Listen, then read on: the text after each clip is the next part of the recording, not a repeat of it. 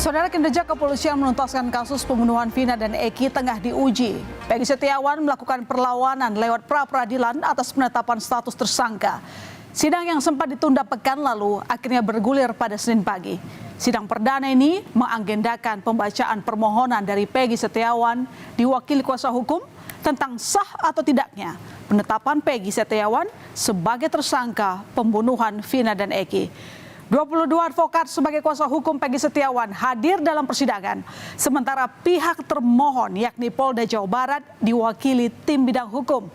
Dalam sidang, tim kuasa hukum Peggy Setiawan membacakan 35 lembar dokumen gugatan pra-peradilan. Ya saudara, dalam sidang pra-peradilan kuasa hukum Peggy memaparkan 18 poin kejanggalan dalam sidang pra-peradilan. Salah satu kejanggalannya yaitu Peggy tidak pernah dipanggil penyidik selama 8 tahun terakhir pasca pembunuhan Vina dan Eki. Padahal Peggy tak pernah melarikan diri dan hanya bekerja sebagai biasanya sebagai buruh bangunan di Bandung, Jawa Barat. Kejanggalan lainnya, Peggy Setiawan ditetapkan sebagai tersangka tanpa dilakukan pemeriksaan awal atau klarifikasi bukti keterlibatannya dalam kasus tersebut. Dan hingga kini, kuasa hukum Peggy belum melihat barang bukti pisau yang diklaim Polda Jabar sebagai alat yang digunakan Peggy untuk membunuh Vina dan Eki pada 27 Agustus 2016 silam. Dalam pembacaan permohonan dari Peggy Setiawan, kuasa hukum Peggy menyoroti daftar pencarian orang pelaku pembunuhan Vina dan Eki. Dan dalam DPO, Peggy dinyatakan memiliki tinggi badan 160 cm dan berambut keriting. Nama DPO yang dirilis Polda Jawa Barat adalah Peggy alias Perong dan berusia 22 tahun saat melakukan aksi pembunuhan pada 2016 silam. Nah, artinya pada tahun 2024, Peggy alias Perong berusia 30 tahun. Namun faktanya Peggy baru berusia 27 tahun ketika ditangkap Polda Jawa Barat. Peggy juga tidak berambut keriting. Namanya pun bukan Perong, melainkan Peggy Setiawan. Sebelumnya telah mengumumkan DPO, daftar pencarian orang, pada tanggal 15 Mei 2024 jam 13.42 WIB yang diunggah melalui media hub.polri.go.id khusus untuk atas nama Peggy alias Perong, usia 22 tahun pada tahun 2016, 30 tahun pada tahun 2024, jenis kelamin laki-laki, kewarganegaraan Indonesia, tempat tinggal terakhir Desa Banjarwangunan, Kecamatan Mundu, Kabupaten Cirebon, dengan ciri-ciri khusus: tinggi 160 cm, badan kecil, rambut keriting, kulit hitam, sebagaimana yang diumumkan oleh Polri, sangat jauh berbeda dengan ciri-ciri yang melekat pada diri Peggy Setiawan yang saat ini ditetapkan sebagai tersangka saat ini. Tim kuasa hukum Peggy Setiawan menyatakan penetapan tersangka oleh Polda Jawa Barat terhadap kliennya diduga cacat prosedur. Peggy Setiawan tidak pernah diperiksa sejak 2016 atau saat tahapan penyidikan di Cirebon. Tim kuasa hukum Peggy juga mengklaim tidak pernah ada surat penyelidikan dan penyidikan terhadap Peggy Setiawan. Maka, tim kuasa hukum meminta majelis hakim membebaskan Peggy Setiawan dan meminta memulihkan hak dan martabatnya. Atas nama pemohon tanggal 21 Mei 2024 haruslah dinyatakan tidak sah dan atau tidak mempunyai kekuatan hukum. 8. Bahwa berdasarkan alasan-alasan tersebut dihubungkan dengan hak-hak pemohon menurut KUH Pidana pasal 95 ayat 1, pasal 97 ayat 3 KUHP serta jaminan prosedural yudisial guna pemenuhan kerugian-kerugian serta pemulihan atau rehabilitasi atau tercemarnya nama baik pemohon dan keluarga di tengah-tengah masyarakat sebagaimana dikehendaki oleh pasal 9 ayat 5 Undang-Undang Nomor 12 Tahun 2005 tentang pengesahan International Covenant of Civil and Political Rights Covenant atau Covenant Internasional tentang hak sipil dan politik yang menyatakan bahwa setiap orang yang telah menjadi korban penangkapan atau penahanan yang tidak sah berhak atas kompensasi yang dapat diberlakukan. Kuasa hukum Peggy Setiawan menyebut penetapan tersangka oleh Polda Jawa Barat selaku termohon masih lemah. Pada sidang pra-peradilan hari ini, saudara, kuasa hukum Peggy Setiawan menyatakan tidak ada langkah penyidikan dalam penetapan Peggy sebagai tersangka kasus pembunuhan Vina dan Eki. Sedangkan penetapan tersangka harus dilakukan berdasarkan hasil penyidikan. Beberapa bukti yang digunakan untuk menetapkan Peggy sebagai tersangka tidak memiliki bukti yang kuat. Karena ya, penangkapan terlebih dahulu seharusnya penangkapan itu seharusnya sudah tersangka. Ini tidak ditetapkan tersangkanya ya setelah ditangkap.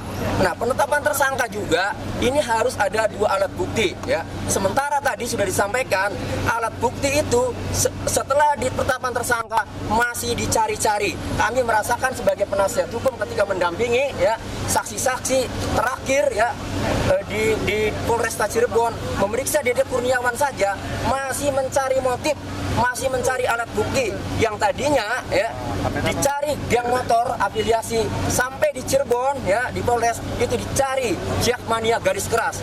Itu artinya kami yakin bahwa dalam menetapkan tersangka ini tidak mempunyai alat bukti. Itu poinnya. Jadi Sidang gugatan pra-peradilan penetapan Peggy Setiawan sebagai tersangka pembunuhan Vina dan Eki akan dilanjutkan hari Selasa dengan agenda pembacaan pembelaan dari Polda Jawa Barat selaku termohon. Dalam pembelaan nanti, tim kuasa hukum Polda Jabar akan menunjukkan dalil keterlibatan Peggy dalam kasus pembunuhan Vina dan Eki. Polda Jabar juga akan menunjukkan alat-alat bukti yang dimiliki penyidik dalam kasus ini.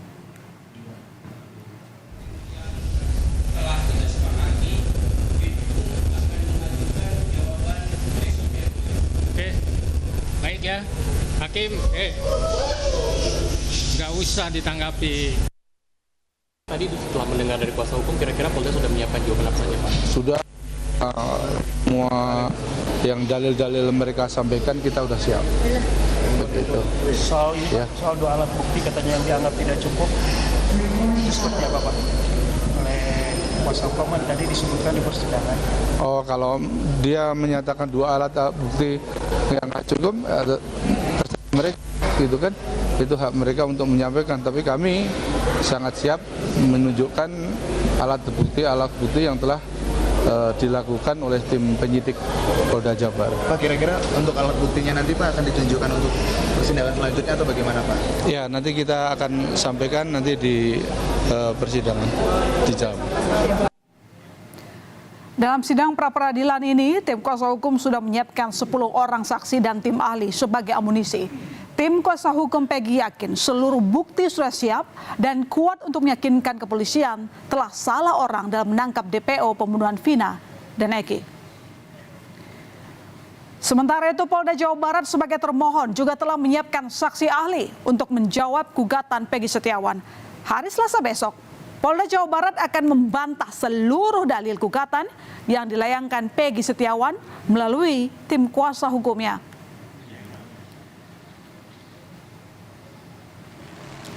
Ibu Peggy Setiawan Kartini hadir dalam sidang perdana pra-peradilan Peggy Setiawan di Pengadilan Negeri Bandung pada Senin pagi.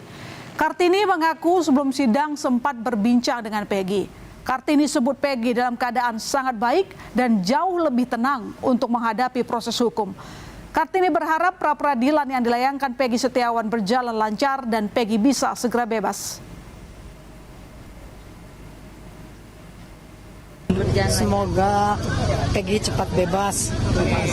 Tapi barusan sempat menjenguk Peggy kapan Bu terakhir? Kamis kemarin. Kamis. Ada yang disampaikan mungkin Bu dari Peggy menjelang Ya, Peggy hanya minta doanya aja. Doain supaya Peggy cepat bebas. Hari ini kan udah dimulai nih Bu, nggak dibatalin lagi. Perasaannya gimana Bu? Alhamdulillah sedikit lega. Ada harapan untuk anak saya segera bebas. Baik, makasih. Sidang gugatan pra-peradilan akan berlangsung selama 1 pekan. Sidang gugatan pra-peradilan penetapan Peggy Setiawan sebagai tersangka pembunuhan Vina dan Eki akan dilanjutkan hari Selasa dengan agenda pembacaan pembelaan dari Polda Jawa Barat selaku termohon.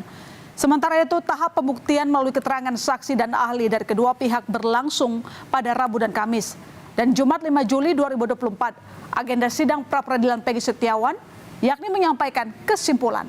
dan putusan akan disampaikan pada Senin 8 Juni 2024. Perlawanan Peggy Setiawan tidak hanya dilakukan kali ini saja. Bahkan sejak awal ditunjukkan ke publik, Peggy sudah melakukan perlawanan.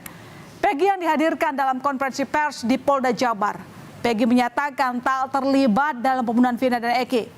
Peggy mengaku menjadi korban fitnah dalam kasus ini. Bahkan Peggy rela mati jika terbukti menjadi pelaku pembunuhan Vina dan Eki tahun 2016 silam.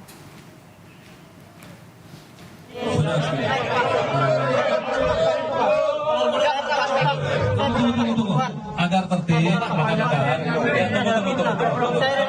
tunggu sabar. Kenapa ganti identitas? Tidak. Kenapa ganti Robi namanya? Saya itu. Silakan. Nama gaul saya tidak pernah melakukan pembunuhan itu.